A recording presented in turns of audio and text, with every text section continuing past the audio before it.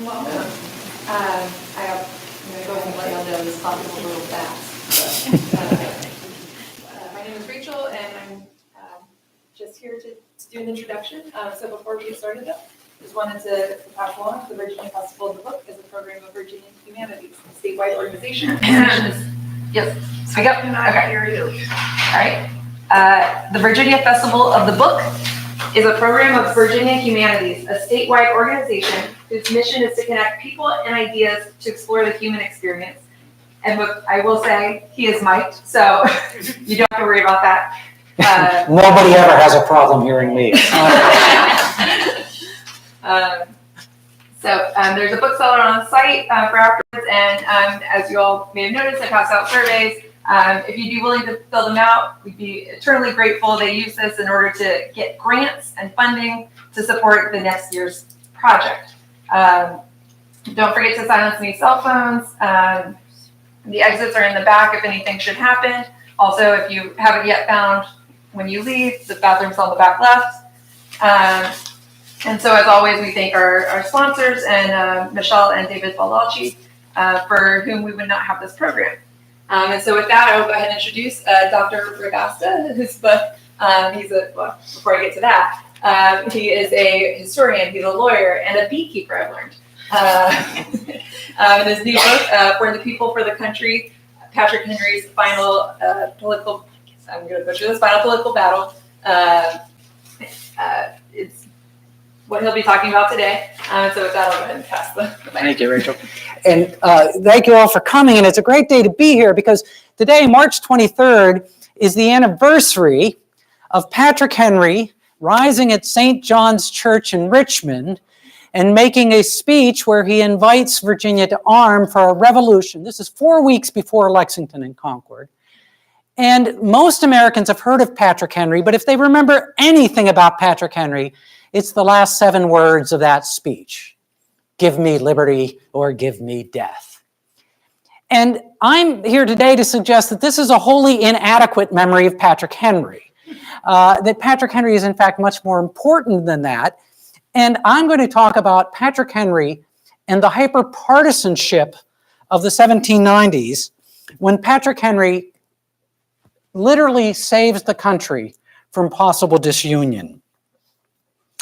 But let me start with the letter which got me interested in this project. I came across this letter by happenstance. It's January 15th, 1799. George Washington is living at Mount Vernon under his own vine and fig tree, to use one of his favorite biblical allusions. It's a mild and sunny day outside, but inside Mount Vernon, it is becoming very stormy. You can almost sense the general marching back and forth across the wide pine boards.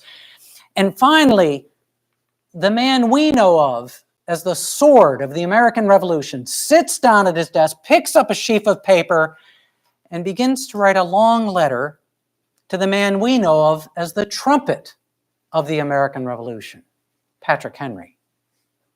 Now, they had not communicated for a number of years, but now George Washington writes to Henry, there is a crisis when everything dear and valuable to us is assailed. Washington goes on to rail against people who are putting their own personal ambition above country and threatening the Union itself. Measures are systematically and pertinaciously pursued which must eventually dissolve the Union or produce coercion. And by coercion, George Washington meant the U.S. Army marching on its own citizens. He says the nation is at risk. We're on the verge of civil war. He asks Patrick Henry to come out of retirement and run for office. Now, Patrick Henry had been retired since 1791. He lived at Red Hill, about 200 miles southwest, almost on the North Carolina border. He had been offered position as Supreme Court Justice, Senator, Secretary of State, Ambassador to France, Ambassador to Spain. He had refused all of them. He said, no, I will remain in retirement unless the nation faces the horrors of anarchy. He receives George Washington's letter. he writes back, "I accord with every sentiment you express to me." Patrick Henry agrees to come out of retirement. So who are the people who are threatening the nation? Who is it that is putting their own personal ambition above the country and threatening disunion? Well, it's Thomas Jefferson and James Madison and the radical states' rights agenda of the Kentucky and Virginia resolutions. Well, Patrick Henry wins his election. Patrick Henry always wins his election. But he dies before he can take office. Had Patrick Henry lived, Thomas Jefferson almost certainly would not have been elected president in 1800. Well, this is a fascinating story. This was the letter I read, and I'm thinking this is the sword and the trumpet of the American Revolution against the pen of the American Revolution and the father of the Constitution, and I had never heard this story before. I thought this is fascinating, and I wanted to know several things. I wanted to know, first, why is Patrick Henry the leading anti-federalist during debates over ratification of the Constitution, arguably the intellectual godfather of the states' rights movement? Why is he coming out of retirement in opposition to states' rights? And second, I wanted to know about Jefferson. If it's true that Thomas Jefferson would not have been elected president, is there something about Jefferson that maybe we should know or perhaps understand better? And third, I wanted to know, why was this not a bigger part of history? Why had I never heard of this story? Is it simply forgetfulness, or is something else at work? So let's start with that first question. Let's get to the summer of 1798 and the Alien and Sedition Act and how we got there. Well, when George Washington is inaugurated in 1789, the United States is almost immediately embroiled in foreign affairs problems. The French Revolution breaks out, and Washington realizes almost immediately that France and England are trying to pull us into their European wars. And Washington realizes the country is too weak, we're still new, we're trying to find our way, we can't be pulled into those European wars. So he issues the Neutrality Proclamation in 1793. In 1795, we signed the Jay Treaty with Britain. It's not a very good treaty. Nobody likes it, but it keeps us out of war. It keeps the peace. But by 1798, the issue is revolutionary France and a rising Napoleon Bonaparte. We had sent peace negotiators to France as well, but Talleyrand, the French foreign minister, insisted on a bribe even to meet with the U.S. peace negotiators. It was an insult to the new nation's honor. They refused the bribe. It becomes known as the XYZ affair. We have a quasi-war with France. People say it's a quasi-war, but people are being shot and killed. France seizes over 330 U.S. merchant ships in this period. There's fear that we'll be pulled into those European wars. There's fear that Napoleon's armies will land on the east coast of the United States. In 1798, the Federalists, the party of John Adams and Alexander Hamilton, they control both the Congress and the presidency. The first thing they do is they increase defense spending for a possible war. Second thing they do is they adopt the Alien Acts. The third thing they do, the most portentous, is they adopt the Sedition Act. The Sedition Act literally made it illegal to criticize the President of the United States or the U.S. Congress. Now, by the way, you can say whatever you want about the Vice President, Thomas Jefferson. They weren't worried about that. You can literally be thrown in jail for criticizing the President of the United States or the U.S. Congress. Historians told us for almost 200 years that there were 14 people indicted, 10 people convicted, which sounds like a problem, but not a huge problem. In fact, we grossly underestimated the problem. New research shows there were over 40 indictments, over 120 people were prosecuted, almost all of them successfully, and they were specifically targeting the newspaper editors and the editors that supported the opposition party, the Democratic Republicans. You threw them in jail if they supported the Jeffersonians.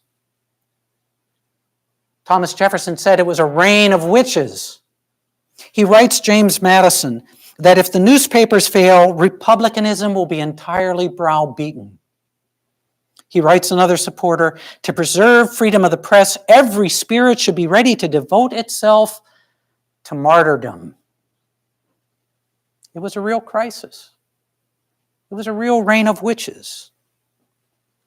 So what do you do? What do you do if you're Thomas Jefferson and James Madison? Well, the first thing you would normally do is you win the next election. You throw the bums out, right? You change the law. That's what we want to do. This is what we have a democracy. But there was a problem with that.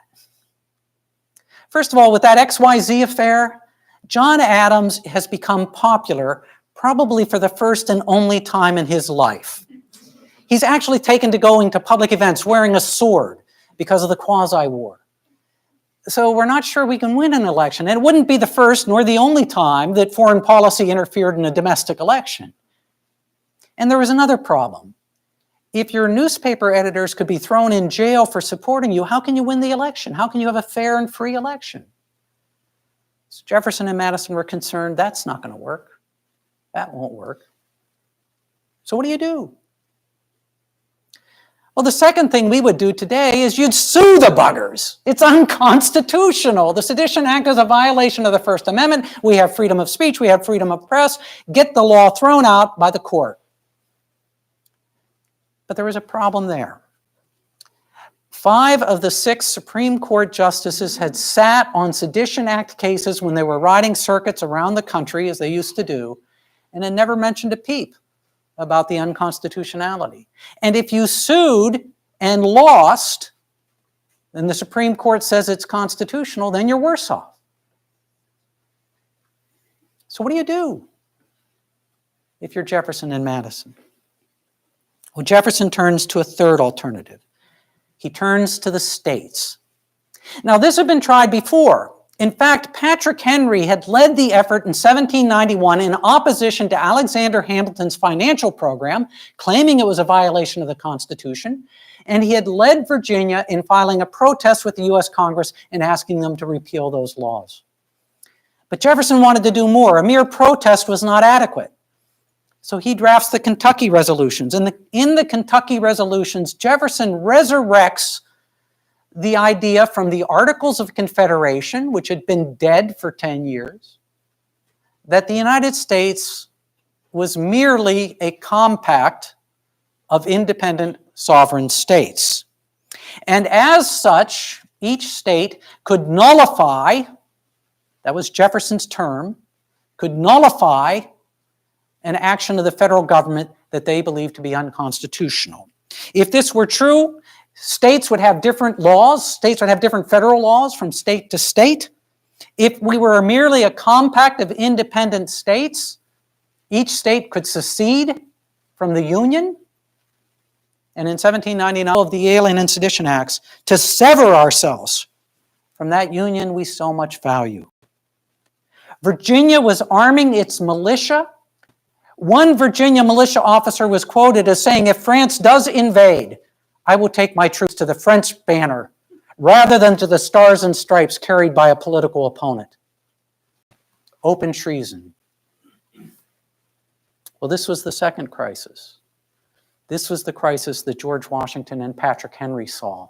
And this is why George Washington was writing to Patrick Henry in January of 1799. State against state, state against federal government, civil war. And that term is used. It's emblazoned on newspapers throughout the country. It's a great battle of American history that somehow we had forgotten. Patrick Henry's involvement is particularly poignant. As I mentioned, he was the leading anti-federalist in debates over the U.S. Constitution. He had refused to support the Constitution because it would create a federal government too powerful, too distant from the people. And yet, on March 4th, 1799, he comes out of retirement to make his final political speech at Charlotte Courthouse in Virginia. Now, this speech is well reported Not all of Henry's speeches were. This is well reported at the time. It's said that when he rises to speak, there were thousands gathered. They realized this is likely to be Henry's last speech. He was bent. He appeared old. It was said he had a gray Scottish cast to his skin. But as he began to speak, he rose up. His voice boomed out. A wonderful transformation, people said, came over Patrick Henry. This was Patrick Henry from the Revolution. He says that what is happening has planted thorns upon my pillow. He says, Virginia is to the Union as Charlotte Courthouse is to the Virginia. Virginia has no more right to ignore the laws of the Union than Charlotte County has to ignore the laws of Virginia. Such opposition on the part of Virginia to the acts of the general government must beget their enforcement by military power, civil war, foreign alliances. Henry goes on to warn them, Virginia will face a federal army led by George Washington. Who will dare to lift his hand against the father of his country, to point a weapon at the breast of a man who had often led them to battle and to victory? Well, it's an 18th century election. People had been drinking. There's someone in the audience. We know there's a fellow's named John Harvey. And apparently he'd been drinking. And when Henry says, who would dare to raise it? I would. This is a mistake. Henry turns on him, rises up, glares at him. You dare not do it. In such a parricidal attempt, the steel will drop from your nerveless arm. This was classic Henry. If the administration has done wrong, let us all go wrong together. United we stand, divided we fall. Is the federal government too powerful? It's necessary to submit to the constitutional exercise of that power. Henry tells the gathered thousands, go to the ballot box. Go to the ballot box. If we can't live within the Constitution, civil commotions, intestine wars. You may bid adieu forever to representative government. You can never exchange the present government but for a monarchy. Patrick Henry reminds the audience that he had opposed the Constitution, said it was too powerful, too distant. But we agreed. Henry said, I didn't agree. We, the people, agreed. And if we can't live within the Constitution that we agreed to, monarchy, civil war. Henry is modeling what it means to be a loyal opposition. Patrick Henry dies on June 6, 1799, before he could take office. John Randolph of Roanoke, a leading Democratic Republican, the leading Jeffersonian at the time, writes that had Henry lived, Jefferson would not have been elected president.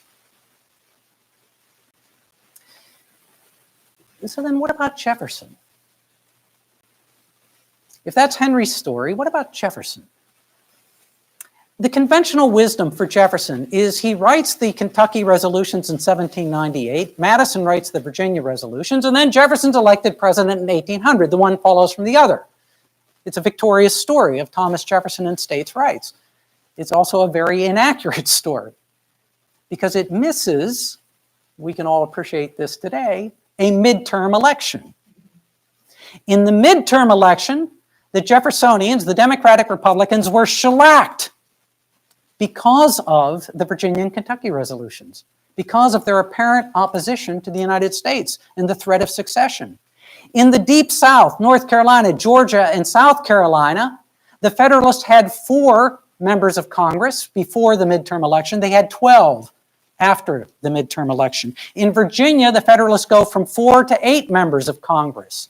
In Virginia, with the assistance of Patrick Henry, Light Horse Harry Lee, and John Marshall are elected to Congress as Federalists. Both of them are going to be major pains in Jefferson's tuchus for the next 30 or 40 years.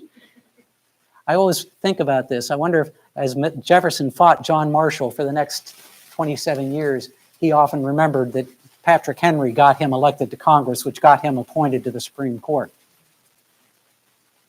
Jefferson knows that they had gotten beat. He says the elections astonished everyone, a taint in that part of the state which I had not expected. And Jefferson and Madison, though, to their credit, respond to those elections and to Henry and Washington's opposition. Now, they can't say we were wrong. They're politicians. But they backpedal, and they backpedal fast, and they backpedal hard. Within 8 days of the Virginia resolutions being adopted, now let's wait for a minute. The Virginia resolutions were drafted by James Madison. They're his words. And the Virginia resolutions are much, much weaker than Jefferson's Kentucky resolutions. But within 8 days of the Virginia resolutions being adopted, James Madison is writing Thomas Jefferson that maybe we went too far. It is to be feared their zeal. He's accusing the Virginia General Assembly, never mind that he's the one who wrote it. He says their zeal may forget some considerations which ought to temper their proceedings, the charge of usurpation and the very act of protesting against the usurpations of Congress. So he says, yeah, Congress went too far with the Alien and Sedition Acts. Maybe we went too far, Mr. Jefferson, with the Kentucky resolutions. And again, those are the weak ones. They're not like the Virginia resolutions. They're not like the Kentucky resolutions. That they also pull back that in 1798, the Jeffersonians, the Democratic Republicans, were almost begging the federal government to prosecute somebody under the Sedition Act in the South. All of the prosecutions had been north of the Potomac. And they were almost begging the federal government, prosecute somebody in the South. We won't allow it. In Virginia, there was a law proposed and entered into the General Assembly, which would have given state courts, think about this for a moment, state courts, the authority to issue a habeas corpus against a federal prisoner. State officials directly attacking federal marshals to release prisoners under the Sedition Act. But when James Callender is indicted in 1800, in 1800, we may remember James Callender in another 3 years. He's the one who's going to be talking about Sally Hemings and Thomas Jefferson. He's indicted under the Sedition Act in 1800. He's thrown in jail in Virginia, and James Monroe, the newly elected governor of Virginia, writes Jefferson and Madison saying, don't do anything stupid. I'm paraphrasing. Don't do anything stupid. And suddenly we're no longer talking about nullification. Suddenly we're no longer talking about states' rights. And Jefferson and Madison and the Democratic Republicans start talking about freedom of the press, freedom of speech, balancing the federal budget, making the federal government. They go to the real issues. And they abandon that talk of nullification until it will explode 60 years later over Fort Sumter. They wanted the ballot box, just the way Patrick Henry had said. And in fact, I think this is particularly interesting in the case of President Jefferson. For 200 years, people have said Thomas Jefferson as president was a hypocrite because when he becomes president, he doesn't do the things he had been talking about in the 1790s, the things he had said he would do. Well, I think there may be something else going on. I think he realized he was chastised by the threat to the Union. They almost drove the Union off the cliff. And I think he intentionally pulls back, as does Madison. Let me suggest, if you're interested in this, reread Thomas Jefferson's first inaugural address. And I talk about this at length in the book, because when I reread it with this thought in mind, it reads entirely differently. We're all familiar with one line from that inaugural address. We are all Republicans. We are all Federalists.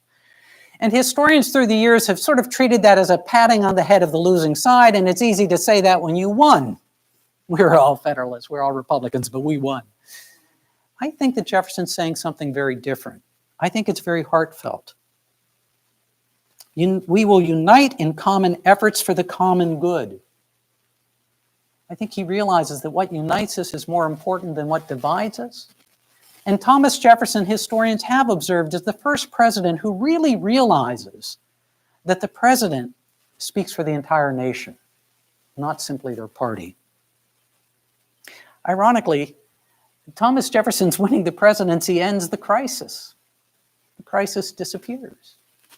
Had Jefferson lost, we don't know. They might have returned to nullification. That civil war that Henry and Washington were concerned about might have erupted 60 years earlier. Well, then finally, there's this third point, which is very interesting to me. Historic memory. Perhaps Patrick Henry is more important than 7 words from St. John's Church on this day in 1775. After all, in the Revolution, Thomas Jefferson says Patrick Henry gave the first impulse to the ball of the Revolution. It's not now easy to say what we should have done without Patrick Henry. He leads the protests to the Stamp Act. The protests were essentially a dead letter until Patrick Henry makes that speech. Caesar had his Brutus, warns the king of the possibility of regicide. The Liberty Death speech on March 23rd. 4 weeks before Lexington and Concord, he tells Virginia, you need to arm for the revolution that's coming. He says, our brethren are already in the field. Why stand we here idle? Tough vote. But he wins that vote, and Virginia does begin to arm, and his speech becomes a rallying cry throughout the country. He becomes the first governor of the state of Virginia. He's critically important in getting supplies to Valley Forge. He's critically important in defeating the Conway cabal when there was efforts to replace George Washington as general of the Continental Army. He's the one who sends George Rogers Clark out to the Northwest Territories, which wins for the United States, Ohio, Indiana, Illinois, Wisconsin, Michigan. And then he's the leading anti-federalist in the debates over the Constitution. He's critical in the decision to seek a Bill of Rights. If the anti-federalists had not opposed the Constitution and demanded a Bill of Rights, it may not have happened.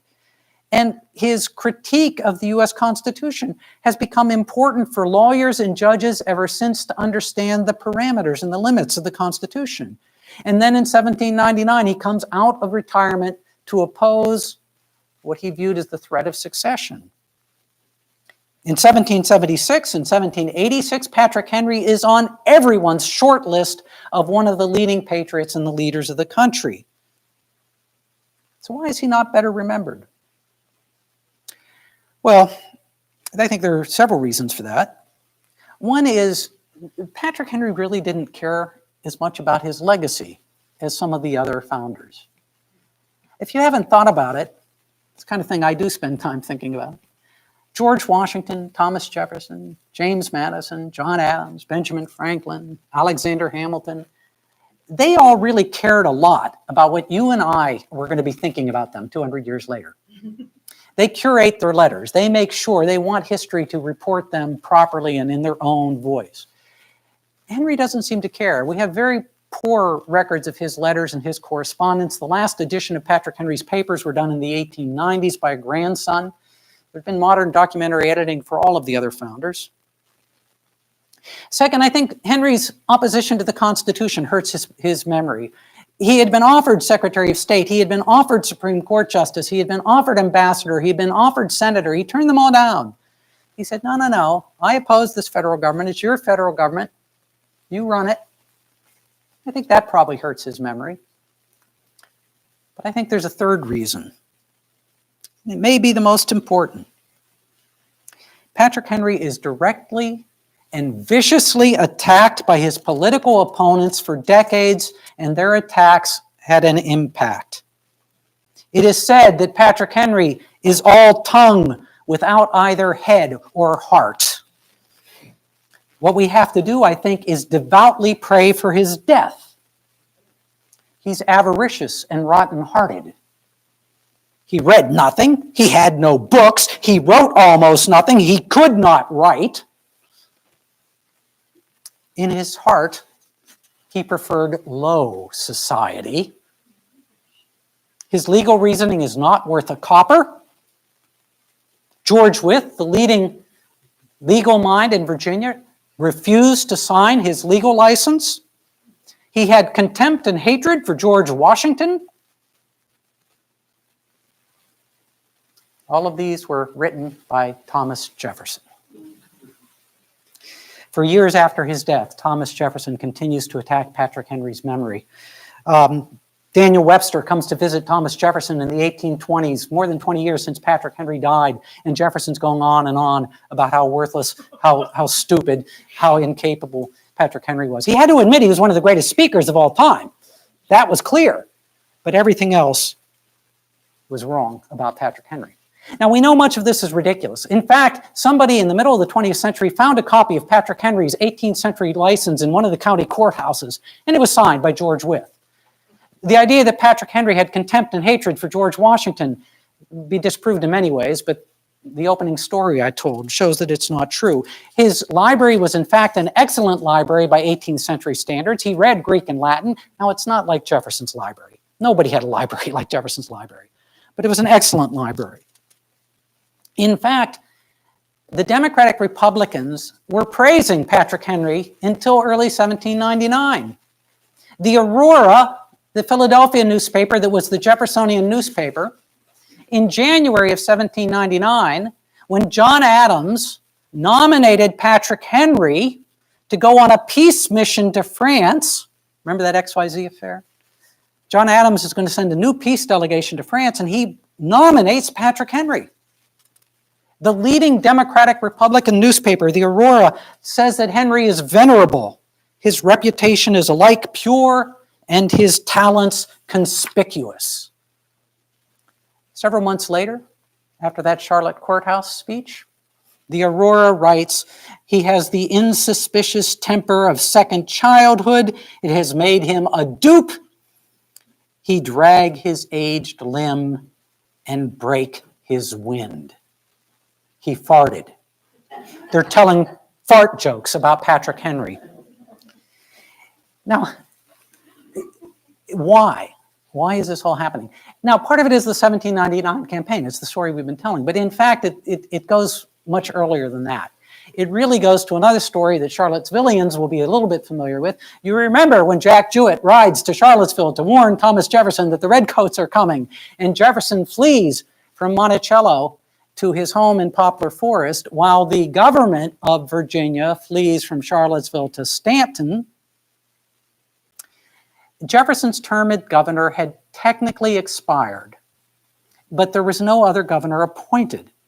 And so when he flees to Poplar Forest, he has basically left the state without an executive, without a governor. And when the General Assembly reconvenes in Stanton, the first thing they do is launch an investigation against Jefferson, basically for abandoning the state. He is, in effect, accused of cowardice, incompetence, dishonor. And if you're an 18th century gentleman, this is a big deal. Jefferson believes that the investigation was the work of Patrick Henry. Now, historians differ as to whether Patrick Henry, the record's not entirely clear. Historians differ as to whether Patrick Henry launched that investigation. I think he actually did. It doesn't matter what I think. Thomas Jefferson thought that Patrick Henry launched that investigation. And Jefferson would have no peace with Patrick Henry after the 1781 investigation. He writes James Monroe that that investigation inflicted a wound on my spirit which will only be cured by the all-healing grave. Even for Jefferson, this is a lot.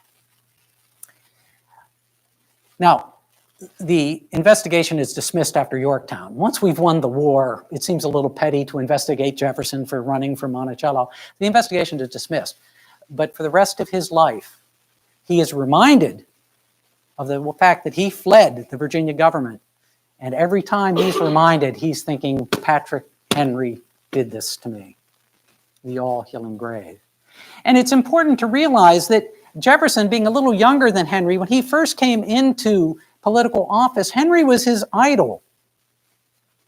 And no one falls perhaps further and faster than the idols of our youth. So Jefferson is going to spend the rest of his life attacking Patrick Henry's memory, and with good effect. I've mentioned one other story in that regard. to give you an indication of how deep-seated the Jeffersonian attacks on Henry were.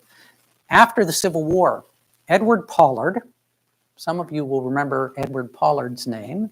Edward Pollard is an unrepentant Confederate who writes The Lost Cause, telling the story that becomes gospel in the South for the next 100 years, that the Civil War had nothing to do with slavery, it was all about states' rights. Edward Pollard, writing after the Civil War, is enraged at Patrick Henry because of this 1799 campaign, where Henry says states' rights can go too far. Pollard loves Thomas Jefferson because Thomas Jefferson suggested the idea of nullification, which becomes South Carolina and then the Confederacy's explanation and excuse for launching the Civil War.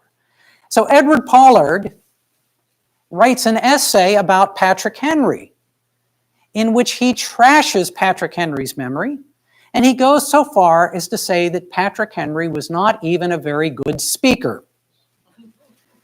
Now, this is absurd. Everyone who had ever heard Patrick Henry says he's one of the greatest speakers of all time. But this gives you an indication of how deep-seated in the 19th century the Jeffersonian attacks on Patrick Henry were placed. Well, I've been talking for a long time. You know, when you go to grad school in history or any other subject, the standard question is, so what? So what? You know, it's an interesting story, but so what? I think there's a couple of so whats here. I think first, the centrality of newspapers and the free press. Thomas Jefferson was correct. It was a reign of witches. If you can't criticize the government, if you can't criticize the Congress and the president, we don't have a republic. It was a real crisis. Dozens were indicted. They were jailed. Anyone who tells you that the free press is the enemy of the American people is in fact an enemy to the American people. Second, so what? States' rights can go too far. Here's Patrick Henry, the intellectual godfather of the states' rights movement, saying you've gone too far. You're putting at risk the Union. And it's interesting that today, Texas Governor Abbott is quoting Thomas Jefferson's compact theory from those 1798 Kentucky resolutions that Jefferson invented in a crisis and quickly rejected. Third, so what? Henry is right about what it means to be a loyal opposition. You go to the ballot box. You go to the ballot box. If we can't live within the Constitution that we agreed to, the only alternative is monarchy. People often point to the Revolution of 1800, the peaceful change of parties from one party to the other, but it almost didn't happen. Henry was clear about how you have that peaceful transfer of power. The first rule in a democracy, the majority rules. The second rule in a democracy, equally important, the minority must accept the first rule. Fourth, so what? I think the impact on remembered history. It's important to remember, and again, people in this room be very, very familiar with this. History is not just lived, it is written. Somebody writes it, and they're telling a particular story. Today, Patrick Henry has increasingly been adopted by radical opponents of the government. The idea of Patrick Henry, give me liberty, give me your death, an icon against the government at all cost, disdain for government authority, embraced by the modern Tea Party, liberty uber alles, Clive Bundy and the opponents to the federal government. That's not Patrick Henry. Patrick Henry certainly supported liberty, and he certainly had his opinions. But as he stood up in 1799 and said, I didn't vote for this, but we did, and we have to live with that. I think that's a critically important so what. With all of that, I hope you enjoy the book, and I would be very happy to answer questions that folks might have.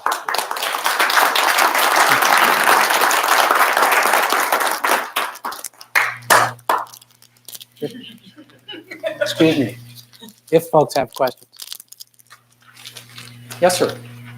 Well, of course, on the other side of this issue were other people who went too far. John Adams, who signed those Alien Sedition Acts.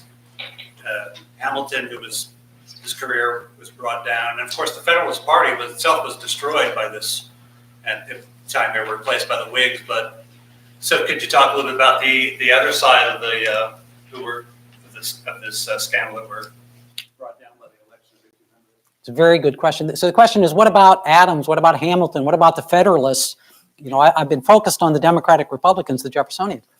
And I don't talk about this a lot in the book because my editor did not want the book to be 600 or 700 pages.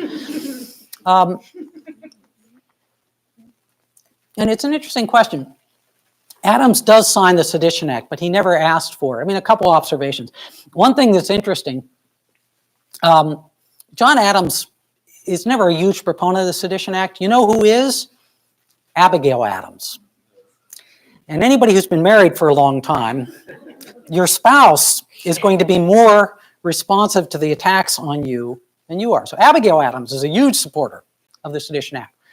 The second thought, and again, these I don't have a great answer to that. I do think that the Jeffersonians win because they shift their attention away from the states' rights issues. And they focus on free press and free speech and smaller government. And Jefferson delivers on smaller government. But at the end of the day, and I'm not the first one who said this, you know, we live in a Hamiltonian nation with a Jeffersonian heart. You know, we like to think of ourselves as Jeffersonian and all men are created equal and so on.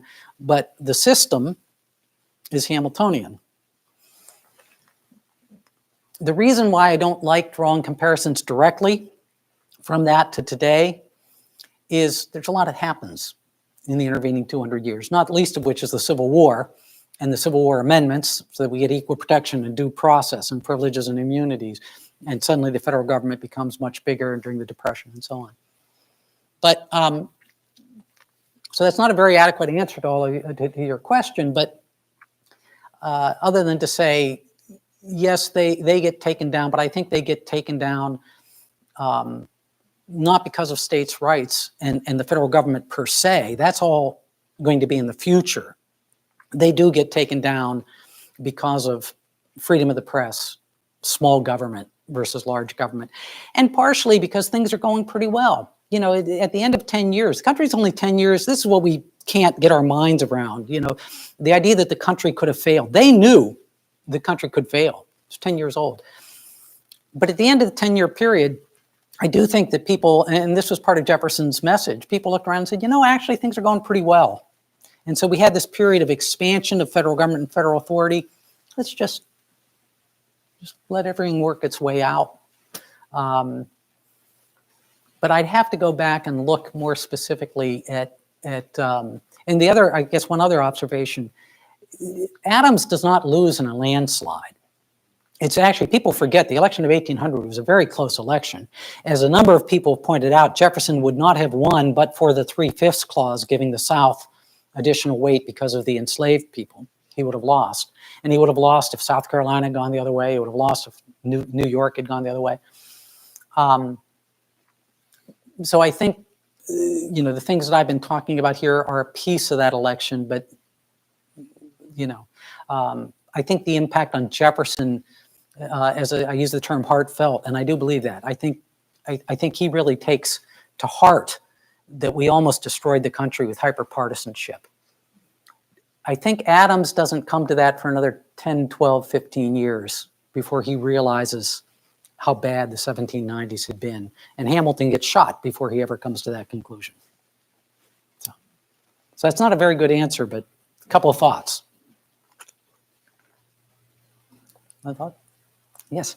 Can you talk a little bit about the image that was selected for the particular cover? How old was he in that? It's actually a very good question. We don't have as many images of Henry as we have of Jefferson and Washington. This image is actually from, I believe it's the 1850s. Alfonso, it'll say in the front of the book, I could look. But it's an etching made from, so it's not made from life, is the critical point. Very few of our etchings of Henry are made, or paintings of Henry are made from life. The most famous painting of Patrick Henry, which is the one, him in the red cloak, has the glasses up above his head. That's basically made as intended to be Henry at the time of the ratification of the Constitution as the great anti-federalist opposing the Constitution. That painting is not made from life either. And in fact, it's said that painting, people were familiar with, and I'm not an art expert, it was not uncommon for artists to have basically the body done and they just put a head on. It's said that painting is made from a painting of Captain John Cook, of John Cook fame, and they just put Patrick Henry's head on it. Although it is said that it is an accurate painting, and family said this was a pretty good etching. The glasses on the forehead, though, are and this shows up in a number of Henry paintings and etchings. And it's referring to something that was said in court. That was said that if Henry was discussing an issue in court, and if he put his glasses on his forehead, watch out, because he's about to launch into something, and stand back when Henry puts his glasses up on his forehead. So that's a little bit of what they're doing here. Part of the other reason it was chosen is it's in the public domain. So authors in the room will understand it's a huge pain in the neck dealing with copyright and so on. And I liked this etching of Patrick Henry. I'm not, by the way, particularly fond of the cover. I don't know how other people, when you write a book, you always, yeah. I just make a comment on that etching too. I mean, it's monumental in scale. The size of the figure, the size of his book, the size of his hands.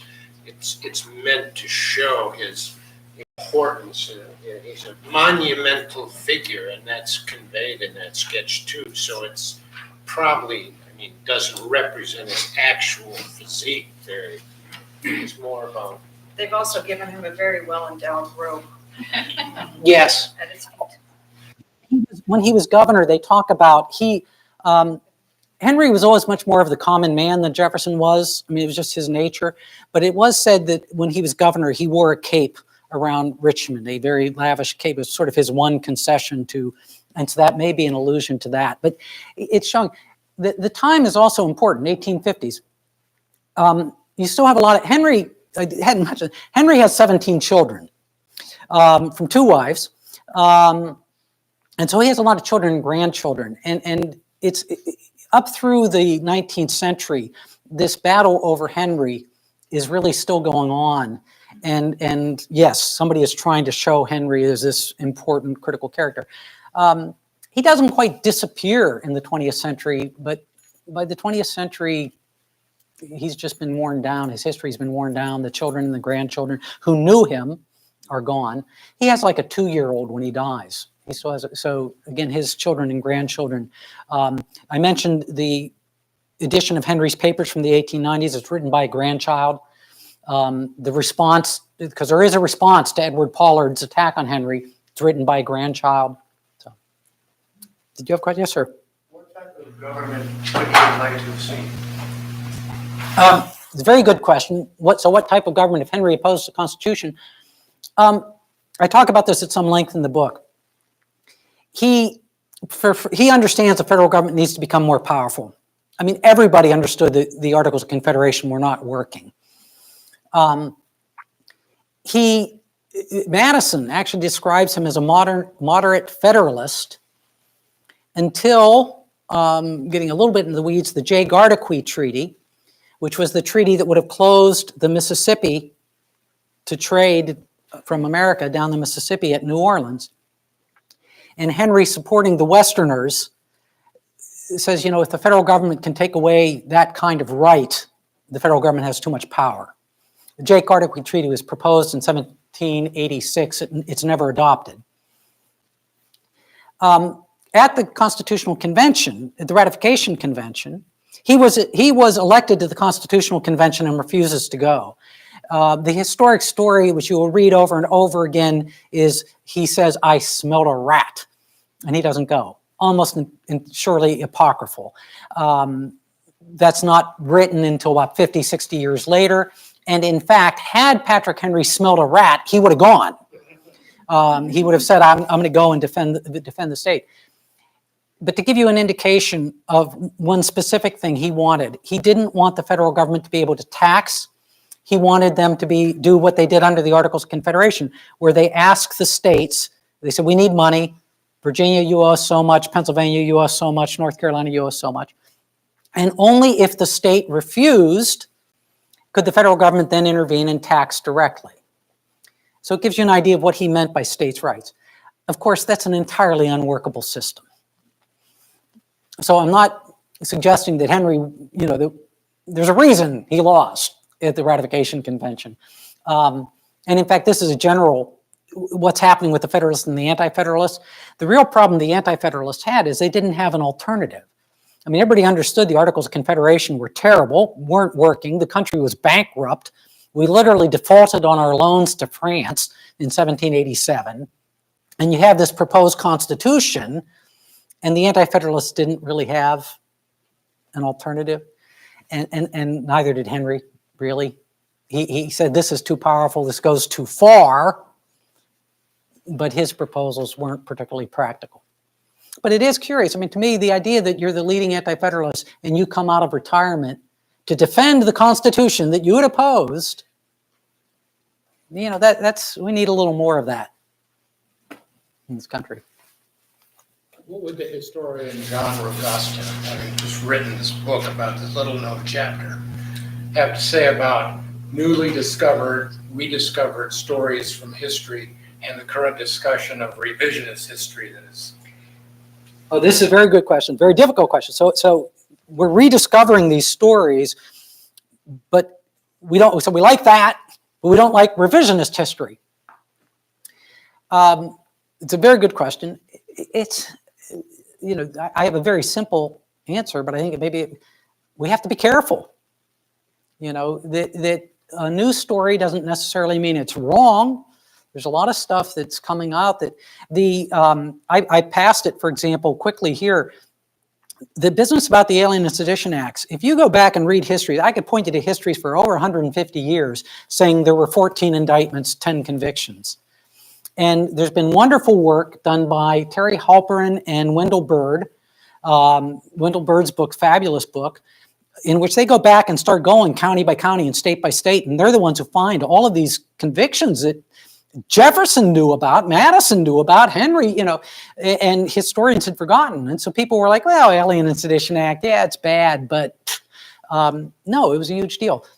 So we have to be open to people discovering new things about history. This is what historians do. But yet we, at the same time, need to look very carefully at some of this history. As a few people here will know, my first two books are on religious freedom. And, this is an area where there's an awful lot of revisionist history that goes on. What is history, what is propaganda? Careful. Absolutely. So I don't have a better answer than you have to be careful. I will say, well, I guess one other thought, and people may be interested in this to the extent they don't know. It's much easier now than it used to be. The National Archives has online, if you want to find it, Founders Online, and all of the papers of Washington, not Henry's, because I said Henry's papers, Washington, Jefferson, Madison, Monroe, Hamilton, Franklin, those papers are available and they're searchable. And you can, it's a very nice system. You can say, this is the author, this is the recipient, this is the year, and it'll pull up the letters. And so that's another partial answer, that as our digital abilities have become better, there's just more material available for not only historians, but public citizens. I had a friend, this little bit of a story in Culpeper. We lived in Culpeper for a number of years. And he was quoting George Washington, and he put it up online or something. And I saw it and I said, if you do a lot of work in the 18th century, you start to say, that just doesn't sound like Washington. That doesn't sound like Jefferson. And he put up some quote, some meme about Washington. And I went and looked and I sent him a note and I said, that Washington didn't say that. And he was very apologetic. He said, well, I'm interested. I'm trying to do the right thing, but I don't know how to do what you do. I said, Founders Online. I said, just go to Founders Online and you can pull this up. So it has gotten easier in some ways. One comment on that. I guess, it's not as though history is a fixed text. We just have to get the text. It's that it's moving target in a sense because our lens changes over time, of course, so we see it differently, and it's incomplete, and so it's not surprising that we draw from it our own reflection, in a sense, without it being untrue. So if you didn't hear, so for one thing, history is not complete. So therefore, we're going to, whatever we see, we're seeing incomplete. So we are seeing it then, and the second point, from a perspective. So for example, I was mentioning the Wendell Bird book, which again is a wonderful book. It's called Criminal Descent. But Bird's primary point, and where I would disagree with him, if you get into some of the details in the footnotes, his primary point is to say that the opposition to the Kentucky and Virginia resolutions, so the people I'm talking about, the people opposed to Jefferson and Madison, did not support, and this goes a little bit to your, did not support the Alien and Sedition Acts. They understood that the Alien and Sedition Acts were really bad. So he minimizes the opposition because he's trying to say, no, everybody agreed that the Alien and Sedition Acts were bad. And I think because of that focus, and again, his book's excellent, he sort of misses some of my story, which is, yeah, but they also thought the successionist tendency, this compact theory, was really bad. And it's not inconsistent. Henry is an example. Yeah, I agree the Sedition Act's terrible, but I also think the Kentucky and Virginia resolutions are terrible. And because Byrd was looking at this piece, he doesn't talk that much about this piece. So absolutely. I mean, what are you looking for and what are you looking at? You have to be careful. Don't have a better answer. Do you think it helps that you have dissenters that are saying, like, Jefferson isn't always great, or you have more people looking that have different viewpoints too, that are pulling at history in a different way? Yeah, so I mean, the question is, people are now much more willing to challenge Jefferson and say, well, Jefferson has problems. I don't take any of this. I work at Monticello. I don't take any of this personally. We were talking beforehand about Sally Hemings, and Sally Hemings had a relationship with Thomas Jefferson and they had 4 children. That doesn't bother me. I don't take that personally. And so, yes, our willingness to understand they're not marble statues, they're not infallible, and yet at the same time, if anybody's ever taken my tour at Monticello, because I do occasionally do tours, I talk about the problems, but I also don't forget the good that's there. And I think, the concern is the country's divided. People want to hear this story or that story. It serves the media to say the country's divided. And I'm not saying the country's not divided. I understand. But I do think most people understand. Most people are more willing to accept than they were 20 or 30 years ago. Not being critical, it's just we've learned things. 20 or 30 years ago, you went to Monticello, you might occasionally hear about a servant, But now the idea that Thomas Jefferson had slaves, it was terrible. He had a relationship with an enslaved woman. He also wrote the Declaration of Independence. Okay. Mm-hmm. And that was real strange too, though, because she was a half sister, right? Yeah. She was Martha Jefferson's half sister. Previous wife, and his first wife, she required him on her deathbed that he would never marry again, and here he is, a man still in his prime, so it's... The story about him not marrying again, which is sort of interesting, and I'm going to have to wrap up. They want me to. They want all of you to go buy books and me to sign them. But it's interesting because and I think that story is true. That Martha Jefferson dying, and Jefferson was torn apart by his wife's death. They were clearly very much in love. Jefferson's not good with women. If you know Jefferson's history, he has issues with women. But he and his wife apparently were deeply in love and devoted. And so on her deathbed, she asks him that I don't want you to marry again. Now, people say, we're not entirely sure why. She had 2 stepmothers. And the main theory is sort of the evil stepmother problem. She didn't want someone else to be an evil stepmother to her daughters the way her stepmothers had been to her. We don't know. What I find interesting about that story is that story comes from the oral history. It's not written down. It's from the oral history of the enslaved people who are the same people that are saying Sally Hemings had children with Thomas Jefferson. So that's where that story is coming from, but I think it's probably right. So yeah, okay, he was a relatively young man, and I don't want to go to, I mean, the relationship between Jefferson and Sally Hemings is a complex thing. Rather than my getting into it, I'd refer you to Annette Gordon-Reed's book, which is excellent on the topic, but yeah, it's very complex. You had a question. What are the less obvious lessons you would want the public to take from the book? The less obvious ones? I'll mention one very obscure one, and then I'll come back to one that I think I probably already mentioned that I hope hits them over the head like a lead brick.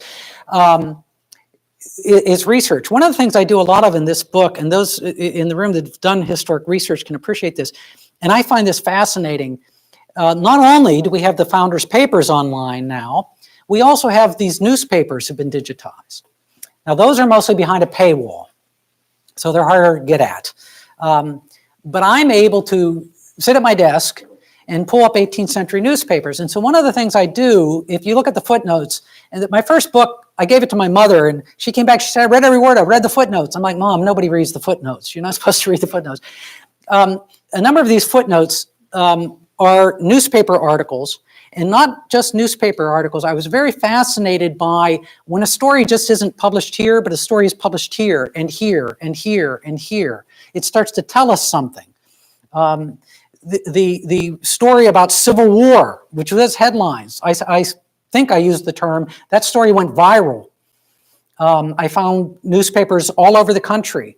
So there's a long footnote. It was here, it was here, it was here, it was here. So the ability and the necessity, if somebody quotes to you a newspaper from 1801, there were a lot of newspapers in 1801. If it's picked up by 10 newspapers in 1801, well, now you're beginning to see a different story.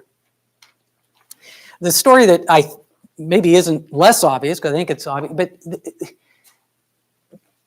the notion of a loyal opposition, and I actually played that phrase down a little bit, and again, editors are like, nobody, that phrase sounds antiquarian, young people don't want to hear loyal opposition, but the idea of what does it mean to be a loser in a republic. Americans don't like to lose. I don't like to lose. I don't know about you. I've been voting for a long time now, and often the guy I vote for, the woman I vote for, doesn't win. That's part of the game. That's part of the cost of living in a republic where you have the right to vote. And so the idea that we lose in a republic, and the only way, well, there's no alternative. If you want to win all the time, that's a dictatorship, and you got to be the dictator. And it doesn't work. Jefferson actually talks about this. Jefferson has a phenomenal letter where, again, he backs off this idea of succession. And people, in fact, I've read several historians say, Jefferson never talks about succession. Oh, yes, he does. I mean, I got the letter. Back to Founders Online. He's writing his allies saying, we may have to secede. He later talks about this, and he says, completely different. He doesn't say, well, yeah, I said that. Again, Jefferson will never admit I was wrong. But he writes a letter talking about when we have a disagreement in politics, we immediately try to remove ourselves. And now we'll have this different group. And then we're going to have a disagreement in this group. And then we'll have a smaller group. And then we'll have he basically says, we're going to end up being a country of one. And it doesn't work. And so the idea that, look, part of the price of living in a democracy, a republic, is you lose. And it's okay. Go to the ballot box, next election. I'll take one more question and then we can. Kind of more of a statement to follow up. I think your mother was right. I think when you read history books, you should look at the footnotes. That's what distinguishes real history from the people who are more of kind of visiting the subject. And I think that that's essential, even when you talk about revision. I mean, essentially, if you're going to make a claim and overturn what is the consensus, then you have to have the evidence to back it up. And I think that's kind of crucial. And what you're saying about the newspapers is particularly important, not just arbitrarily picking one source and basing everything around one source. Right. And Lord knows, don't get your news off the internet. But this is actually a very important point. I'll put in a plug for UVA Press. And this is becoming increasingly complicated for authors and for historians. Increasingly, I had toyed with the idea of trying to take this book to a more populist press. And because I thought it was a book that would appeal more popularly. But if you read history books coming out from Knopf and Norton, and some of them excellent, but they've increasingly gotten away, they don't even provide footnotes. And what they'll ask for is a bibliographic essay at the end in which you say, well, these are the primary sources I looked at. And I don't want to be critical of that, because I would have loved if Norton had picked up this book and sold 1 million copies. But it does make it impossible. And when I read those histories, and I've read a lot of history at this point, I'll be reading a paragraph and I'll say, where did you get that? That doesn't sound quite right to me, and there's no way to check it. Stuff that's coming out from an academic press, like UVA Press or so on, if I say something, you can find where I got it in this. It's about accountability, and I think, the publishers think it burdens them, but, publishing is easier now with computers to have endnotes, and if people don't want to look at them, they don't have to, but, it's a sad cost, I think, in trying to promote good history. Well, I think it's just the reality, and we have to be aware of it. We have to be cognizant of that. And so, I'd always tell my students that a good historian is skeptical, not cynical. Cynical's ugly, but skeptical. And so when you read those Norton and Knopf histories, there's nothing wrong with those, but when you don't see the story, maybe you better check. I actually used to like it when footnotes were at the bottom of the page, so you didn't have to keep going back and forth, but nobody does that anymore. But with that, thank you all very well.